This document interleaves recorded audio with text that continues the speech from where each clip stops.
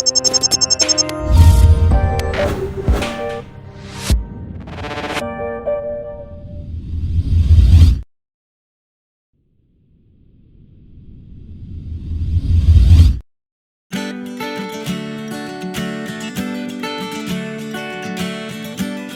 tarde a todos.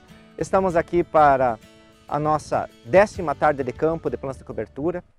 Estamos no meio de 2 experimentos que foram colocados em 2010, por isso uma década de plantas de cobertura que iremos falar posteriormente, nossos orientados de pós-graduação.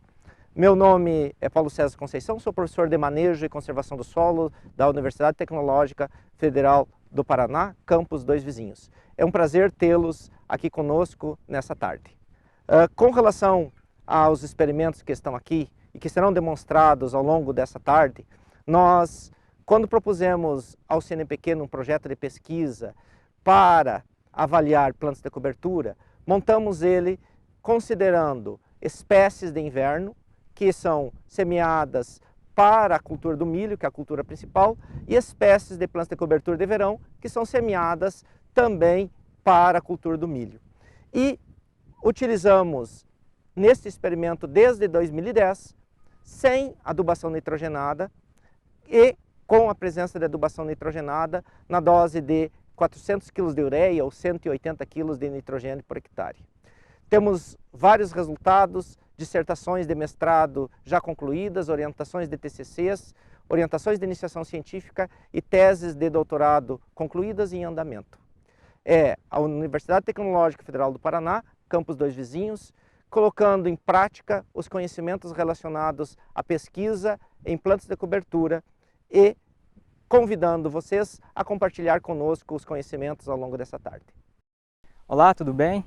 Meu nome é Sidmar Cassol, eu sou engenheiro agrônomo, mestre, e atualmente eu faço doutorado em agronomia pela Universidade Tecnológica Federal do Paraná, do campus Pato Branco.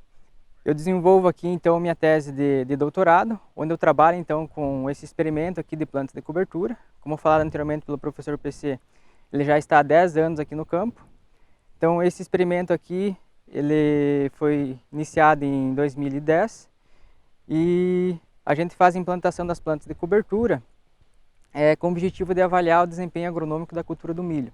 Então lá na cultura do milho a gente coloca 2 doses de adubação nitrogenada, objetivando aí ver essa interferência das plantas de cobertura, o fornecimento de nitrogênio delas para a cultura do milho.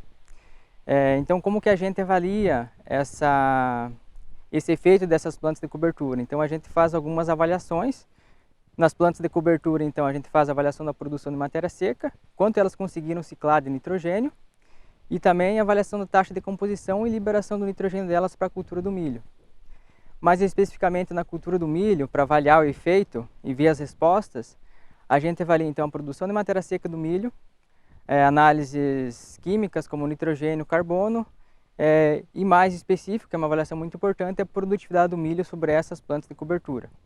Então aqui nós temos 8 sistemas de plantas de cobertura, que posteriormente nós vamos entrar e abordar um pouco mais especificamente sobre elas. E elas são implantadas aí no mês de maio, todo ano, então já fazem 10 anos. Sempre implantadas com uma semeadora de parcelas, e nessas plantas de cobertura a gente não utiliza adubação de base nem de cobertura. Então elas têm o seu ciclo até aí o mês de agosto, então chegando nesse estágio no mês de agosto ou setembro, a gente faz o manejo dessas plantas de cobertura e posteriormente a gente faz a implantação da cultura do milho. E lá em fase V4 da cultura do milho, a gente coloca as 2 doses de adubação nitrogenada. Então, aonde eu estou aqui, os primeiros 5 metros aqui, é onde a gente tem a dose 0 de nitrogênio. E naqueles outros 5 metros ali, é onde a gente tem a dose 180. Então, vocês podem perceber que é uma observação que eu quero chamar a atenção em relação ao tremoço e à ervilhaca, que como eles são leguminosas, a dose de nitrogênio residual que a gente aplica no milho, ela interfere no desempenho deles na safra seguinte. Então aqui onde eu não coloco o nitrogênio, ele tem uma maior produção de matéria seca, assim como a ervilhaca. Já onde eu coloquei nitrogênio no milho na safra anterior, esse nitrogênio que está no solo, ele exerce um efeito negativo sobre a fixação biológica de nitrogênio. Então o tremoço ele prefere pegar o nitrogênio que está no solo, que é de mais fácil acesso, em vez de iniciar a fixação biológica de nitrogênio. E com isso, mais adiante, quando ele precisa ter uma maior demanda de nitrogênio, o nitrogênio no solo não é o suficiente para atender essa demanda.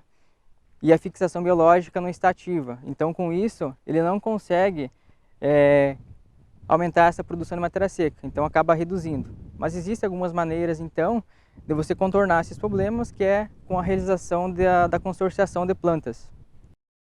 Olá, tudo bem? Eu sou Ângela Tomazoni, estudante do curso de Agronomia do campus da UTFPR de Dois Vizinhos, bolsista de iniciação científica no experimento de inverno do Grupo de Ciência do Solo desde 2018. E agora eu vou falar para vocês um pouquinho sobre a cultura do centeio.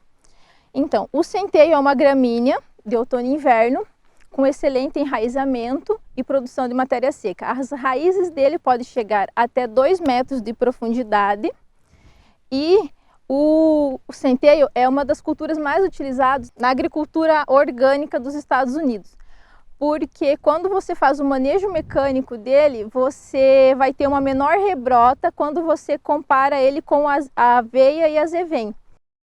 Aqui nós temos a cultura da aveia. Ela é uma gramínea, então ela tem como característica uma alta produção de matéria seca e ela tem uma alta relação carbono-nitrogênio. E essa alta relação carbono-nitrogênio faz com que ela tenha uma decomposição lenta. Então é uma excelente planta de cobertura para promover a permanência de resíduos e proteger o solo contra a erosão. Aqui nós temos então a ervilhaca. Ela é uma espécie da família das sabáceas e como característica dela ela tem a baixa relação carbono-nitrogênio. Então com isso, após o manejo dessa espécie, ela apresenta uma baixa permanência na superfície do solo. Então isso acaba deixando o solo exposto à erosão.